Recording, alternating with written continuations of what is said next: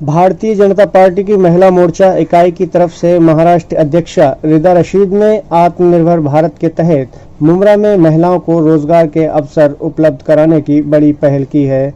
उन्होंने इस अभियान के तहत महिलाओं को सिलाई, कढ़ाई व बुनाई के काम में जोड़ने व रोजगार देने का एक मिशन बनाया है, जिसे पूरा करने के लिए उन्होंने अर्शिया वेलफेयर फाउंडेशन के तहत एक सिलाई केंद्र भी स्थापित किया है, जहां महिलाओं को काम दिया जाता है।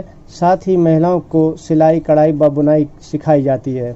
रिदा रशीद का कहना है, देखिए फैसला तो बहुत पहले ही लिया था, लेकिन फैसला को आज कामयाब होते हुए देखा तो बहुत अच्छा लग रहा है कि मैं कुछ घर तक पहुंच पाई और कुछ घर में रोज़गार दे पाई हूँ और आगे इसको बहुत ले जाना है मुझे।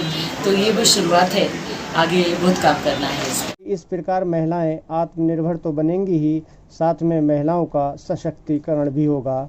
कोविड महामारी के दौर में सभी लोग परेशानी का सामना कर रहे हैं। बेरोजगारी बेतहाशा बढ़ी हुई है। ऐसे में महिलाओं को रोजगार का मिलना जीवन में नई रोशनी की एक राह दिखाता है।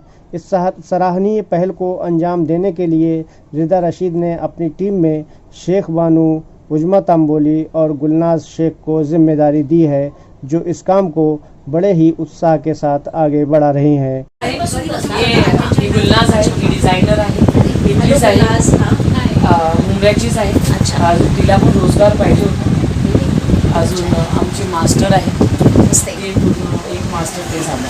बाकी 90% काम बाहेर जाणार है मुलींच्या घरी। जिसके पास मशीन है वो यहाँ से काम ले जाओ, जिसके पास मशीन नहीं है वो यहाँ आके काम करो। जिसको 1 घंटा करना है, 2 घंटा, जितना भी जिसको काम करना है वो यहाँ बैठ के करो।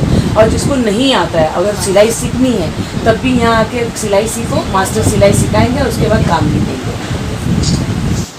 बोलने के लिए तो बातें बहुत सारी हैं, लेकिन फर्स्ट ऑफ ऑल कैसे मैंने हर जगह देखा हुआ है कि हर कोई सिर्फ बोलता है, कंप्लीट कोई नहीं करता उसको। तो यहाँ पे जो हुआ है, पहली बात तो लॉकडाउन की वजह से हमारी बहुत सारी जो लेडीज़ हैं, बहनें हैं, सब घर पे बैठी हुई हैं, जेंट्स भी बैठे हुए हैं, सब बैठे हुए हैं। खर्चे के लिए सबको मैंने देखा है कि बहुत प्रॉब्लम्स फेस करनी पड़ रही है। तो रिदा मैम ने ये जो डिसीजंस लिया हुआ है कि एटलीस्ट लेडीज़ को अपने पैरों पे खड़ा करना, तो ये बहुत बड़ी बात है उनके लिए। तो मैं भी और जितने मेरे वर्कर्स हैं सब तो बहुत दिल से थैंक्सफुल है उनके लिए, बिकॉज ये डिसीजंस हर कोई नहीं ले सकता। सिर्फ सोचना और करने में बहुत फ़र्क होता है। यहाँ पे वो चीज़ें करके बताइए। और हमारे यहाँ पे इतनी सारी लेडीज़ हैं, यहाँ पे इतने सारे वर्कर यहाँ से जुड़े हुए हैं, तो अल्हम्दुलिल्लाह ये बहुत अच्छी बात है कि हम कुछ घरों में कुछ लेडीज़ की फैसिलिटी के हिसाब से उनको काम दे रहे हैं लॉकडाउन के पीरियड टाइम में, जबकि हर कोई घर पर बैठा है। तो वाकई ये बहुत बड़ी बात है। मैं सबसे पहले तो अर्शिया वेलफेयर और रिदा जी की टीम, उनका अभिनंदन करना चाहूँगी, क्योंकि जैसे मैंने अभी बोला कि हम लोग तो ये सुनते रहते हैं कि महिलाओं को सक्षम बनाना है, महिलाओं को रोज़गार देना है, लेकिन प्रैक्टिकली ये चीज़ कोई करता नहीं है, सिर्फ बोलता है। लेकिन आज अर्शिया वेलफेयर ने ये करके दिखाया है। आप यहाँ पे देख सकते हो कि उन्होंने काम शुरू होने से पहले हम लोग को बुलाया नहीं है, तो आज ऑर्डर उनका पहला जा रहा है।